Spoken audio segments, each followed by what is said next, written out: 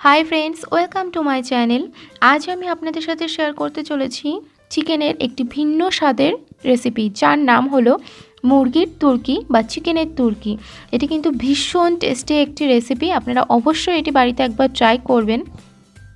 তো কিভাবে এই রেসিপিটি তৈরি করবেন তার জন্য সম্পূর্ণ ভিডিওটি দেখতে থাকুন। তো চলুন সময় নষ্ট না করে দেখে নেওয়া যাক। এখানে আমি 500 গ্রাম মতো মুরগির মাংস ভালো করে ধুয়ে জল ঝরিয়ে নিয়েছি।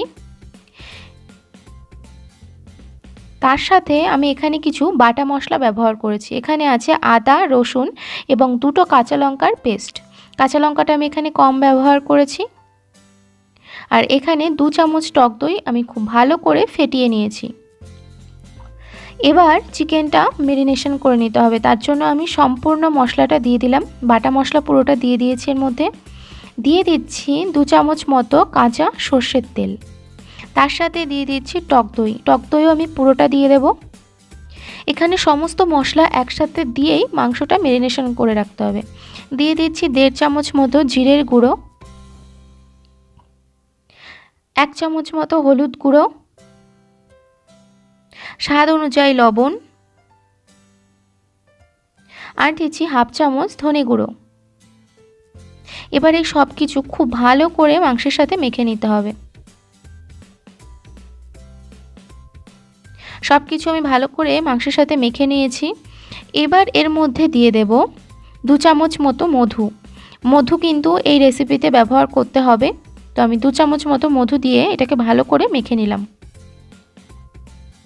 এবার এটাকে ঢেকে রাখবো পুরোপুরি 30 মিনিটের জন্য। এবার চলে আসছি পরবর্তী স্টেপে। দেখুন আমি এখানে একটা টমেটো নিয়েছি আর মাছ বরাবর একটু কেটে নিয়েছি। তার সাথে 5টা শুকনো লঙ্কা নিয়ে নিয়েছি। দেখুন এখানে একটা পাত্রে আমি জল গরম হতে দিয়েছি। জলটা ফুটে উঠেছে। এবার এর মধ্যে আমি টমেটো এবং শুকনো লঙ্কাগুলো দিয়ে দেব। দিয়ে একটু সেদ্ধ করে নেব। মানে যখন লঙ্কাটা এবং টমেটোটা একটু নরম হয়ে আসবে তখন এগুলো তুলে নিতে হবে।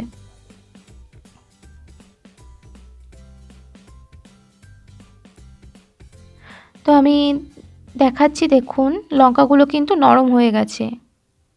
লঙ্কাগুলো নরম হয়ে গেছে মানে এটা সেদ্ধ হয়ে গেছে। আর টমেটোটা দেখুন, টমেটোর থেকে কিন্তু খোসাটা অটোমেটিক দেখুন এভাবে ছেড়ে আসছে, মানে বুঝতে হবে টমেটোটাও সিদ্ধ হয়ে গেছে। এগুলো আমি তুলে নিয়েছি। এইবার এগুলোকে ঠান্ডা করে আমি পেস্ট করে নেব। আর টমেটোর খোসাটা আমি ছাড়িয়ে নিয়েছি। আমি এর একটা স্মুথ পেস্ট তৈরি করে নিয়েছি। এই মশলাটা কিন্তু স্কিপ করবেন না, এইটাই কিন্তু এই রেসিপির প্রধান উপাদান। তো এটা কিন্তু স্কিপ করবেন না, এটা এইভাবেই করবেন। এতে মাংস যখন রান্না করবেন তার টেস্টটাই পুরোপুরি চেঞ্জ হয়ে যাবে। এবার চলে আসছি পরবর্তী পর্যায়ে। এখানে আমি কড়াইতে সর্ষের তেল গরম হতে দিয়েছি। তার মধ্যে আমি কয়েকটা কারি পাতা ফোড়ন দিয়ে দিয়েছি। এখানে কিন্তু ফোড়ন হিসাবে আমি কারি পাতায় ব্যবহার করেছি আর সেটাই করতে হবে। তার মধ্যে আমি 2টো পেঁয়াজ কুচি দিয়ে দিয়েছি। মিডিয়াম সাইজের পেঁয়াজ কুচি আমি দিয়ে দিয়েছি। পেঁয়াজটা ভালো করে ভেজে নেব। বাইরে প্রচণ্ড বৃষ্টি হচ্ছে। পেঁয়াজটা ভালো করে ভেজে নিয়েছি।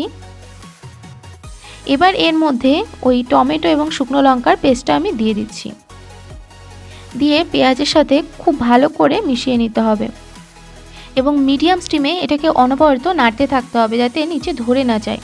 এর মধ্যে আমি সামান্য একটু হলুদ আর সামান্য একটু লবণ দিয়ে দিচ্ছি। লবণটা কিন্তু আমি ম্যারিনেশন করার সময় ব্যবহার করেছি, তাই এখন পরিমাণ বুঝে আমি এখানে দিলাম। আর লবণটা এবং মিষ্টিটা নিজেদের স্বাদ অনুযায়ী দেবেন। তো এটা অনবরত নাড়তে নাড়তে দেখুন এটা কিন্তু একটু গাঢ় হয়ে এসেছে, মানে এটা তৈরি হয়ে গেছে। এবার এর মধ্যে আমি ম্যারিনেশন করে রাখা চিকেনগুলো দিয়ে দিচ্ছি। তো ফ্রেন্ডস, আমার আজকের এই রেসিপিটি যদি আপনাদের ভালো লেগে থাকে, নতুনত্ব বলে মনে হয়, তাহলে চ্যানেলটি প্লিজ সাবস্ক্রাইব করবেন এবং পাশে থাকা এই বেল নোটিফিকেশানটি অন করে দেবেন আমার চ্যানেলের আরও নতুন নতুন ভিডিওর আপডেট পাওয়ার জন্য। এবার মাংসের সাথে মশলাটা আমি খুব ভালো করে মিশিয়ে নিচ্ছি।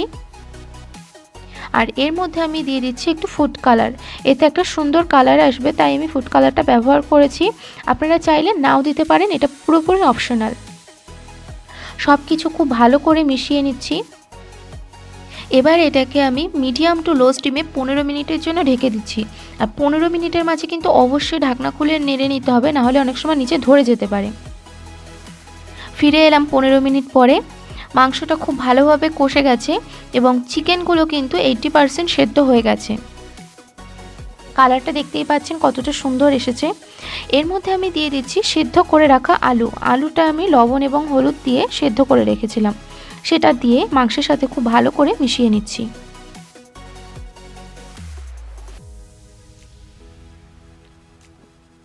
এবার এর মধ্যে আমি 1 কাপ মতো জল দিয়ে দিচ্ছি। এর থেকে বেশি জলের প্রয়োজন নেই, কারণ চিকেনটা অলমোস্ট 80% সেদ্ধ আছে এবং আলুটাও সেদ্ধ করা, তাই এখানে বেশি জলের প্রয়োজন নেই। ঝোলটা ফুটে উঠেছে, এটাকে আবার আমি ঢেকে দিলাম 10 মিনিটের জন্য মিডিয়াম টু হাই স্টিমে। এর মধ্যে চিকেনটা তৈরি হয়ে যাবে। তো বাইরে দেখতেই পাচ্ছেন এখনও একভাবে বৃষ্টি হয়েই যাচ্ছে। 10 মিনিটের মাঝে আমি একবার একটু ঢাকনা খুলে নিয়ে এর মধ্যে হাফ চামচ মতো গরম মশলা ছড়িয়ে দিচ্ছি, দিয়ে সব কিছুর সাথে ভালো করে মিশিয়ে নিচ্ছি এবং তারপরে আবার এটাকে আমি ঢেকে দিচ্ছি। এখন চিকেনটা পুরোপুরি তৈরি হয়ে গেছে, আমি গ্যাসটা বন্ধ করে দেব। আর ঝোলটা এমনই থাকবে, এর থেকে বেশি শুকানো যাবে না। এবার এটাকে আমি নামিয়ে নিচ্ছি। এটা আপনারা বিরিয়ানি, ফ্রাইড রাইস, নান, পরোটা, রুটি, গরম গরম ভাত যার সাথে ইচ্ছা সার্ভ করতে পারেন। এটি কিন্তু ভীষণ টেস্টি একটি রেসিপি, আপনারা অবশ্যই বাড়িতে একবার ট্রাই করে দেখবেন আর ট্রাই করে অবশ্যই ফিডব্যাক দেবেন, কমেন্ট করে জানাবেন। তো ফ্রেন্ডস, আমার আজকের রেসিপিটি যদি আপনাদের ভালো লেগে থাকে তাহলে ভিডিওটিতে একটি লাইক করবেন আর সবার সাথে শেয়ার করবেন। আর হ্যাঁ, সাবস্ক্রাইব করতে ভুলবেন না কিন্তু। আর সবাই সুস্থ থাকবেন, ভালো থাকবেন। ধন্যবাদ।